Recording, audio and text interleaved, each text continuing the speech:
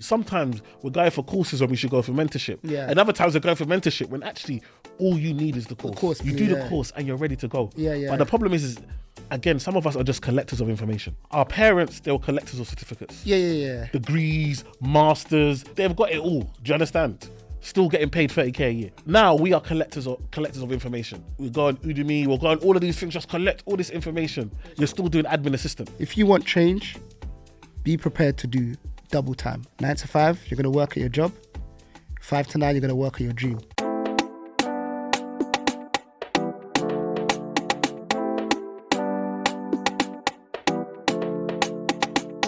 Bro, do you know what my investment is for this year? Go on, tell me.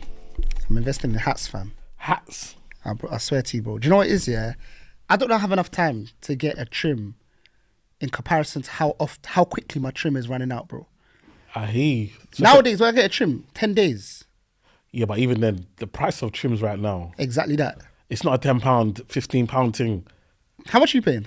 Bro, I'm paying £35 for a trim, yeah. And even my other one that used to drive to me, £50 now. Yeah, I remember you used to do that one. So That one, I love that one. mine is home visits £50, but my normal trim is £30. And it's funny because I was like, when I was speaking to the man, I don't really like to say that my trim is £30, innit? But your one's 35. That's crazy, Bro. And that's at the shop, at their place of residence. I'm queuing. I'm in there, bro. Man don't even have reservations. No. Man don't have, you know the barber shops with the Arsenal flag and the... Who is it? Is it my man, HD Cuts? No, but similar to that. You might as well. Don't get me wrong, the cut's good and he's worth it, but I pay him because, you know what, to be honest, he normally charges like 20. But I told him, you know what, you're good enough. So you know what, I'm just gonna pay you what I was paying my man in the van. Okay, cool. To come to, man, because fair enough. You're giving me the service. So I just said I'll pay you that. I was gonna say that's not typically the going rate for for when you're going in. No. But to be honest, bro, when he does my bruv, I feel sorry for the person that waits after me, bro.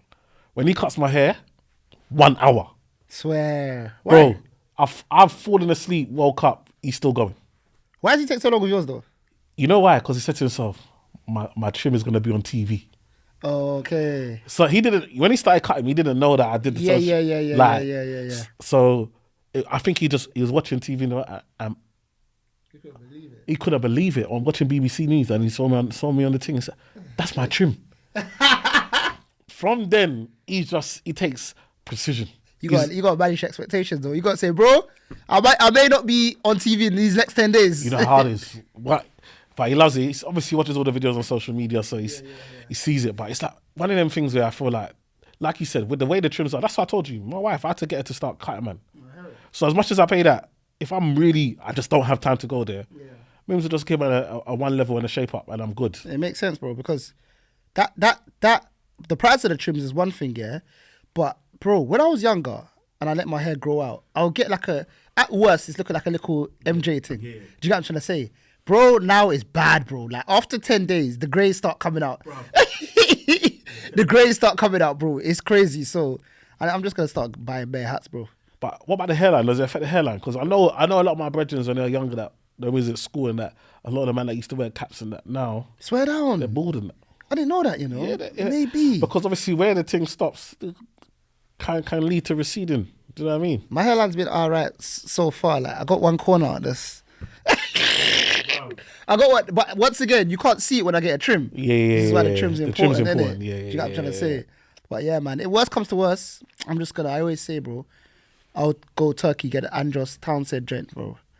You know, he got the fresh, bro, his thing was peak, though. No, but his thing was a Mazzoline. His thing was a Mazzoline, but when he came back, his bounce back was brazy, bro. Yeah, but it's too obvious what you've done. It doesn't matter. I brought it, bro.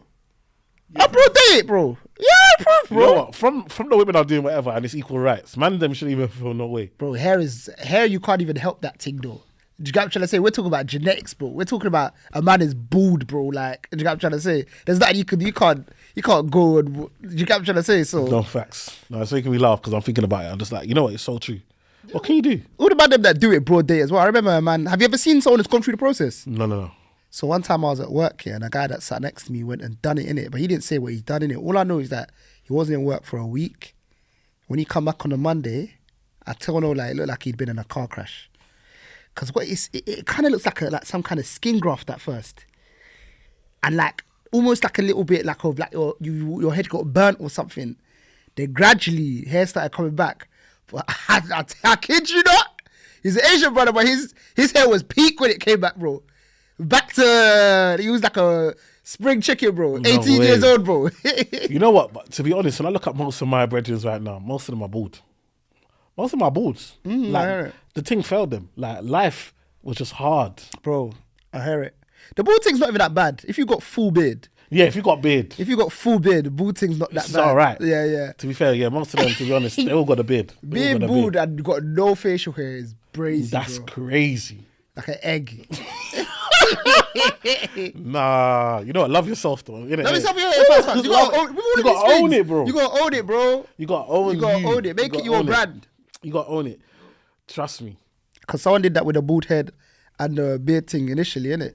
Rick Ross made it look cool, innit? Come on. Well, not saying that he started it, but he made it look cool, innit? Made it so That man was off his shirt early. off his shirt, Now big everybody's- body, off his shirt. Now No everyone's one free. cares, bro. Nobody actually cares. Bro, literally, when you own yourself, yeah, it's like you're one of one in it. So you could be whoever. Be proud of who you are in it. No one could be you better than. But you know what I realized? No matter what you do, people are going to have an opinion. People are going to judge. So you've just got to be comfortable in who you are. Because I always talk about, you know, like the way people, I will post something, somebody will love it. Somebody else will tell me, I've needed this all my life. Why haven't I heard this before? Somebody else will tell me, this is bait. Of course, is there. Why, bro? Them man that say that, yeah, it's you have to practice restraint. I always just want to say, bro, that's fine. You can make your own page, bro. If it's bait, you can make your own page with non-bait stuff. Come on.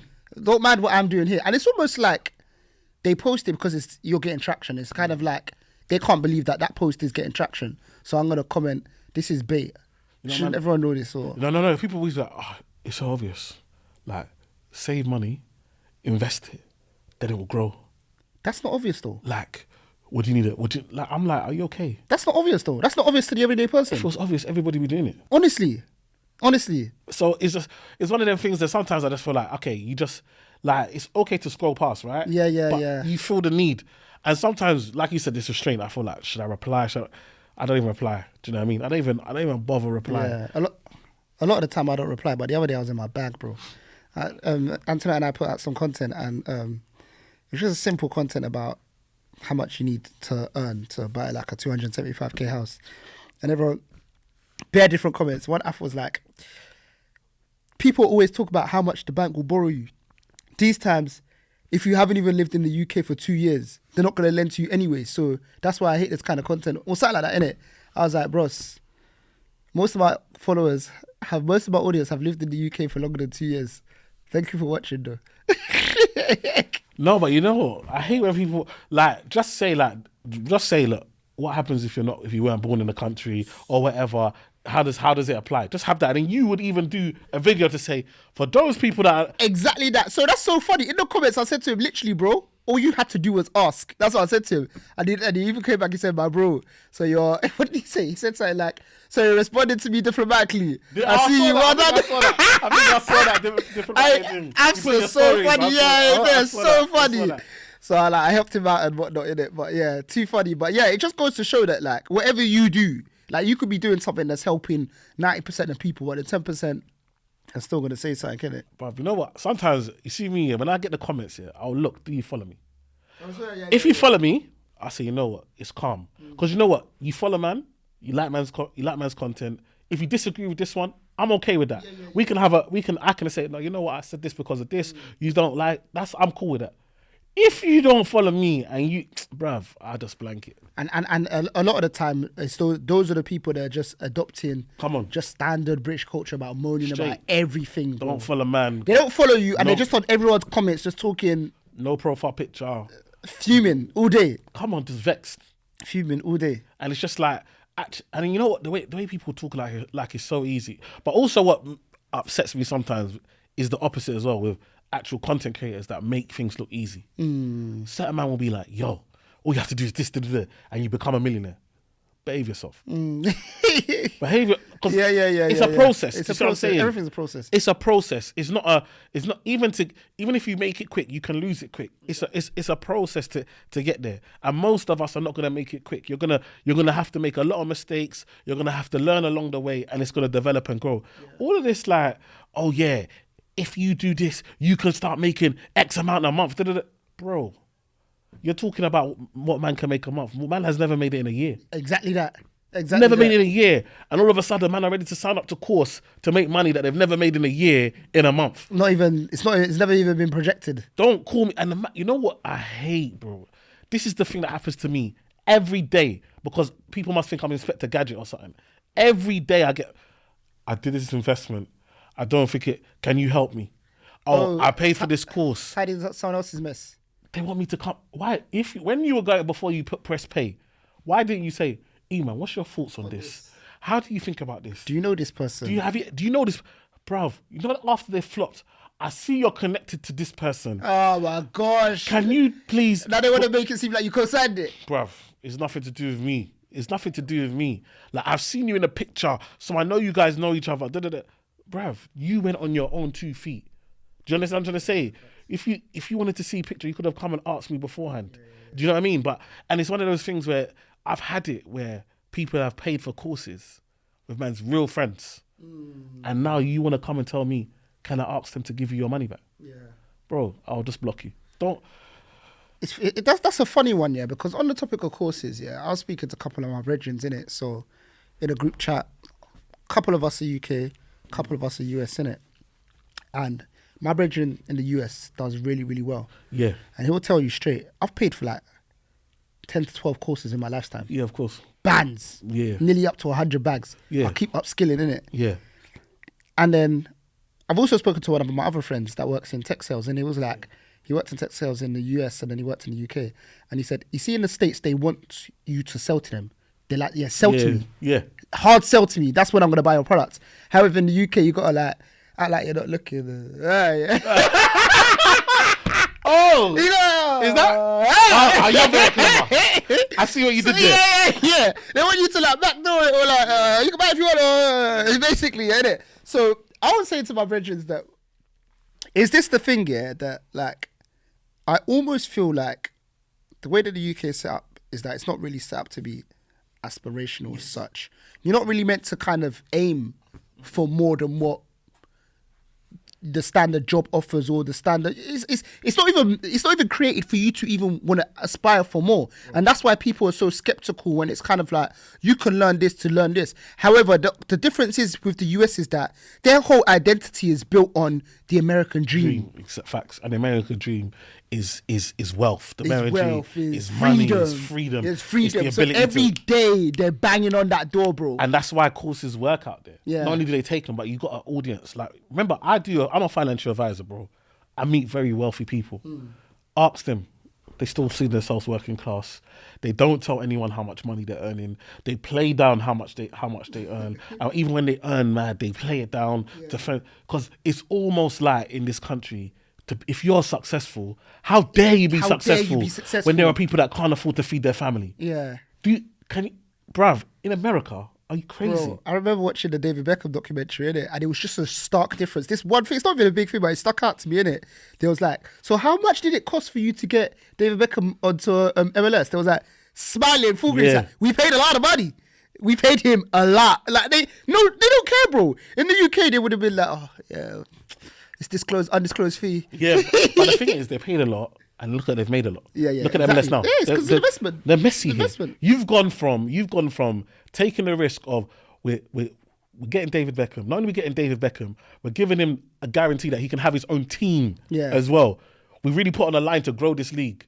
To now, one of the best players to ever play the game is playing in that league. Crazy. Giving it valid, and people are going over there. Yeah. And people that can't make it here will go over there. Yeah. And before it was a retirement thing. Yeah. Now he's switching it around. You've got players that are just like, you know what? I'd rather play out, especially when the places in Miami. I know. Yeah, bro. Get paid to play in Miami. Do you know what I mean? So it's one of those things where it's like, actually, sometimes you have to take that risk. Yeah. Like, I always tell people, sometimes it's not the course, it's not the information, is you. Yeah, you need to be able to apply it. You want to do it, but are you ready? Yeah, Do you that's have the the thing. capacity? Yeah. Like, I don't think people ask themselves the question, once I gain this information, let's say this person gives me exactly what they tell me they're going to give me, and they do everything they're supposed to do.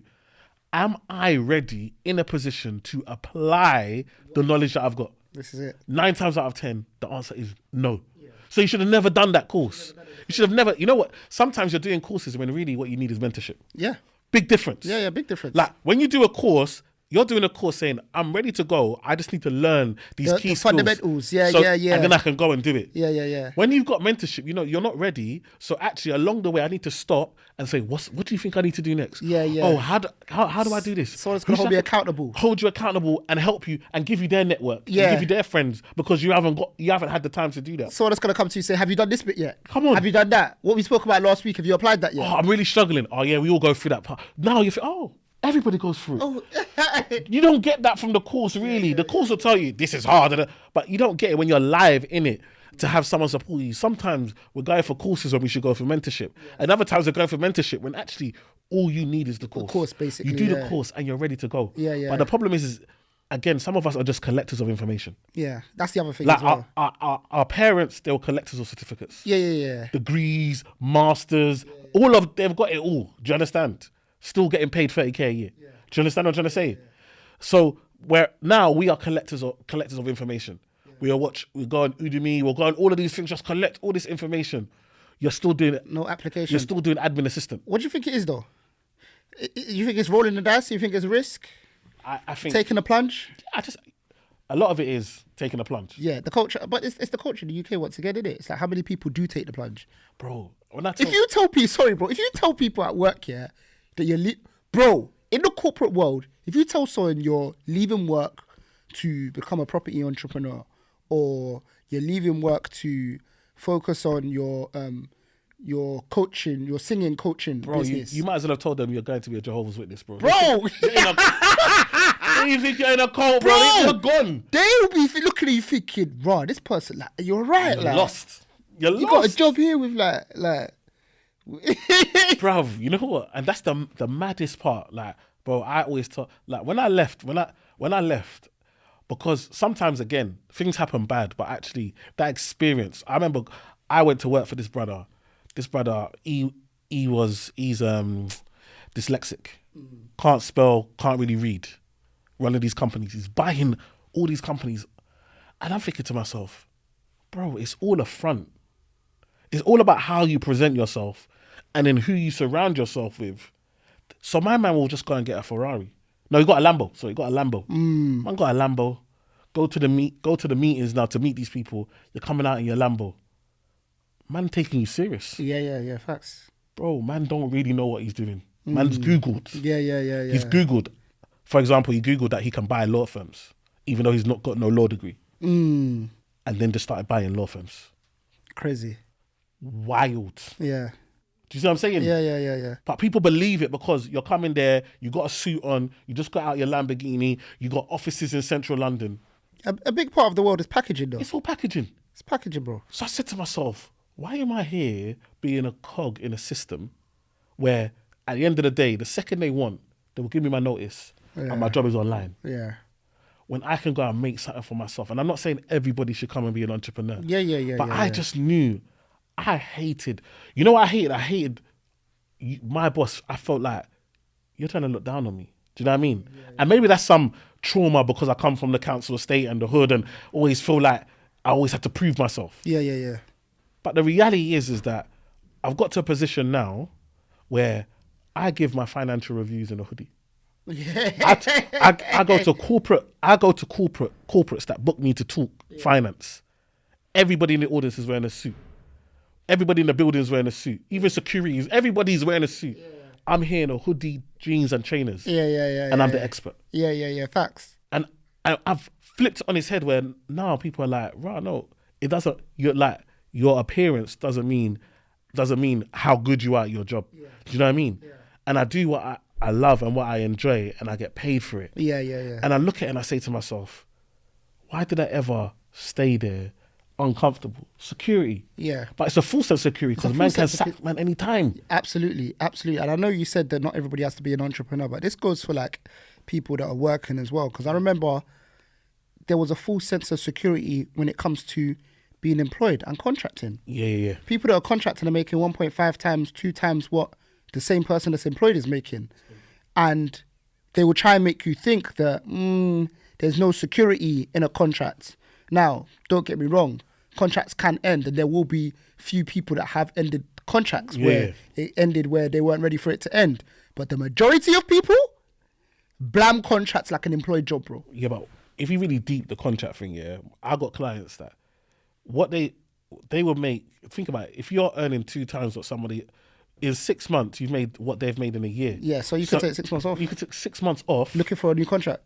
It only normally takes a month or 2 to find another one. If that, bro. If that. And more time, what they're doing now is they're doing 2 at one time. Yeah. So you're running 2 contracts at a time. So when one's done, you're looking for another one, but you still got an income from another one. Exactly.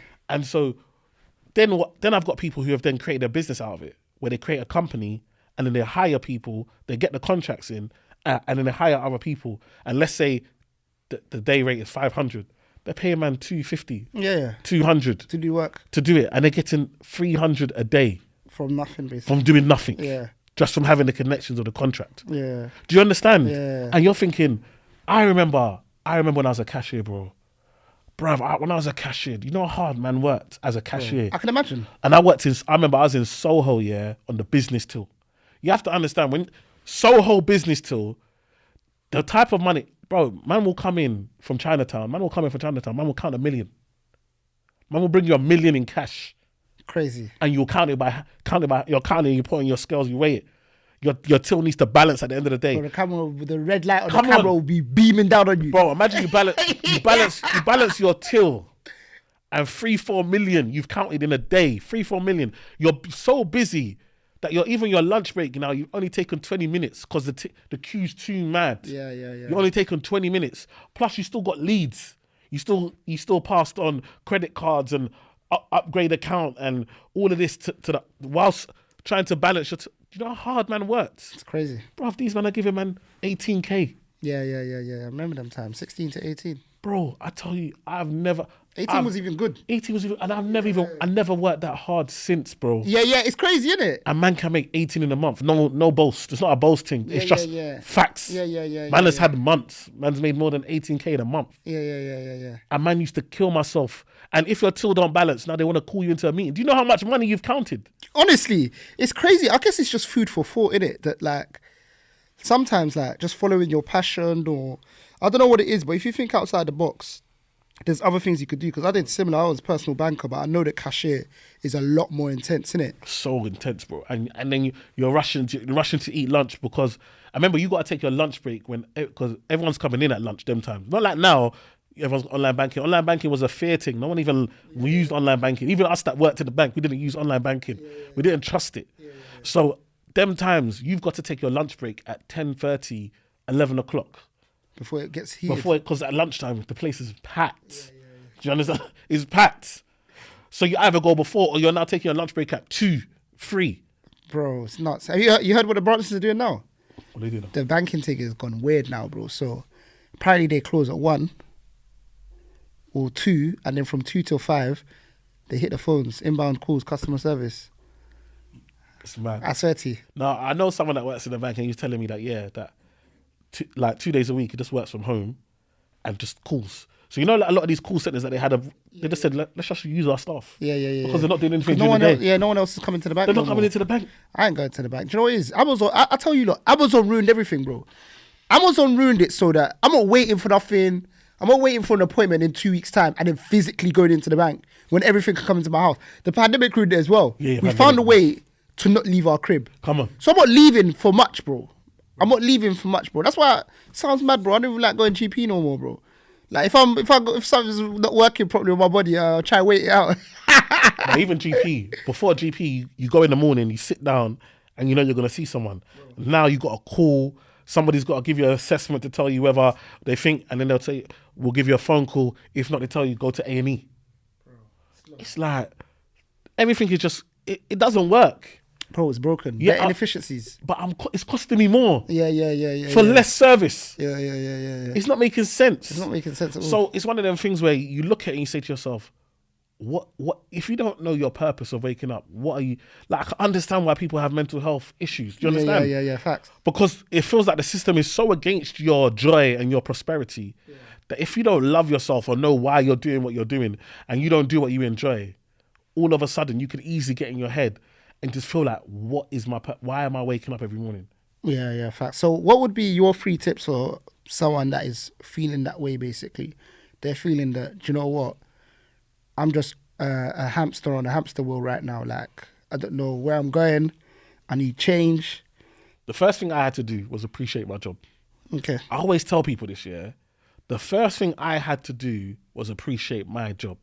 Because you see, the job that I hated, it allowed me to maintain where I was.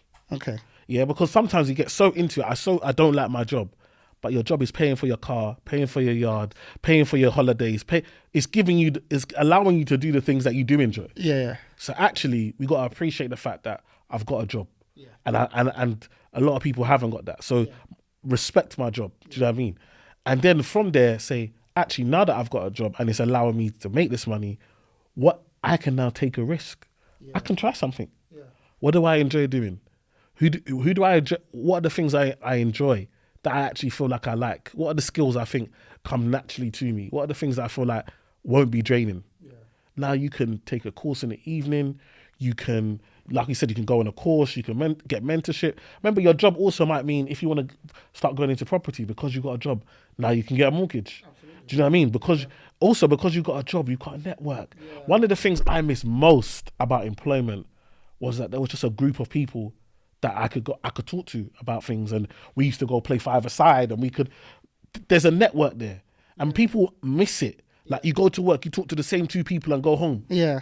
In a company where you got 100 people on your floor. Yeah. Or 100 people in the building. And it's funny as well. Some people say that, like, sometimes your workplace is like, what do they say? It's like paid. It's like having a mentor that pays you as well. Exactly. Do you know what I'm trying to say? Like, big up, obviously, Demi and Raf, innit? Yeah, come on. They started their own business based on what they were doing in employment. Took the skills. See ya. I'm gone. Do you get what I'm trying to say? Raf's thing is, see Raf, his thing, if you lot don't know about the Black Business Show, what Raphael did, like, imagine he worked for a company that, basically events company that organizes the biggest IT event in Europe. And he used to do that. And he said, you know what, I want to do the Black Business Show. Then he got his company. And remember, this is about your credibility. Yeah. And what you do at work and how well you do what you do at work. He done it. He worked so well at his company that when he said, I want to do this Black Business Show, I'm going to do it, his company sponsored. Crazy. His company invested. Our shareholders. Yeah. Their shareholders. Not sponsor, invested. Invested in his new company. Yeah. So, after he left them. So he said, and then now, the level that he's got to, he's now doing the Black Business Show. He's going to do it in America. Can you imagine how many black people there are in America? Oh, it's gone. What's he law? And they're not. It's not Americans that are doing a Black Business Show. Yeah. They've got a guy from the UK to come and hold a Black Business Show in America. Crazy. That just goes to, sometimes we are so limited in our thinking. Yeah. Because again, you have an idea and you say, rah, nobody wants it. Yeah. But now with Zoom, your customers are all across the world. Really? Anywhere that has internet and a phone, that person can be your customer. Absolutely. So again, and this is where I tell people, you don't need many. I was speaking to this the other day. We're talking about, because we were talking about subscriptions. Yeah. And like, you have to think about it. If you've got just 1,000 people, like, paying you £10 or £100 a month, that's more than your work. Bro, crazy. If you've got 100 people paying you £100, do you know what I mean? Yeah. Or you get 1,000 people paying you £10. Yeah. Like, the point being is that once you find that can come from the world. There's how many people on the planet, bro? Abundance mindset, innit? It doesn't have to be everybody in your ends. Yeah. You're trying to sell to East London. Yeah, it's okay. Yeah. There's more. The world exists beyond East London, beyond London, literally, beyond the UK. And even if you got a following, that is important as well. Even if you got a following of 100,000, it's like your audience or your potential customers are more than that 100,000. because you'll easily exhaust that 100,000, and that's where you can tap into things like ads and whatnot to reach more people. But you're absolutely right, and I think it's very important for people to scale it back to what you originally said, which is, and even when we were talking about the rough scenario, appreciate your job. Come on. That's what you have to do it first. Appreciate your job will give you vision. And I think the thing to add on to that as well is that when you appreciate your job, if you want change, be prepared to do double time. And what I mean by that is that 9 to 5, you're going to work at your job. 5 to 9, you're going to work at your dream. Bro. That's it, bro. And that's what a lot of people don't, not that they don't do, but they forget that they need to do. Look at the two of us right here. Bruv, I worked in a bank, became a financial advisor.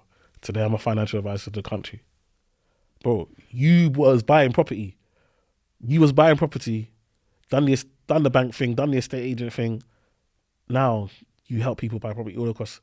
But even if that stopped, let's say, and this is the thing that where I think people miss it, is that, like, for me, I'm a financial advisor. I do this. Even if the ad stopped, man's got businesses behind me that generate income beyond just the social media. Of course. Like, so social media has to just be a tool. Do you know what I mean? Yeah. Too many people are living off the brand deals and the ads. And the problem is that this world is wishy-washy. 1 minute you're hot, 1 minute every brand wants you. Next year, the market budget. No, like, for example, let me give you an example. Not last year, 2023, 2022, Black History Month, that October, that 6 weeks, October to the first 2 weeks in November, I probably made 60% of my money for the year. Crazy. Yeah? That's the bookings that I got. Yeah. Next Black History Month last year was aimed at women, black women. Yeah. Bro, it was quiet. Yeah. It was so imagine if I was again just waiting, like, and that's where what I'm trying to tell people is that don't worry while you're hot. When you're hot, invest that money into businesses, into investments that create income, so that when these people start messing with someone else, or they've got a different box to tick, because a lot of the time, let's be honest, facts, we're ticking boxes for the shareholders. Yep. We're ticking boxes for the PR.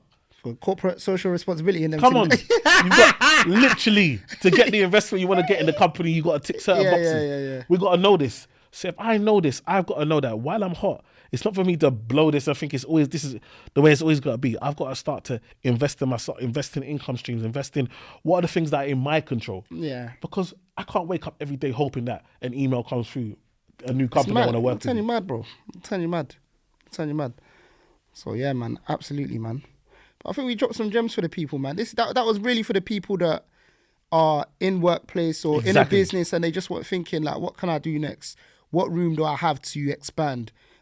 You want to be aspirational in sometimes what feels like a country that doesn't want you to be aspirational. Do you know what I mean? So I think that's going to be a really important one for them. And just surround yourself. Like, if you don't find, the number one thing I found is that there's aspirational people here in the UK. Yes. But also understand that you can network with people outside of the UK as well. Yes. One of the things that really helped me, and I know we're going to talk about it in another episode, is I went Niger. Yeah. See, when I went Nigeria, I've gone to South Africa. That was nice. It was fun.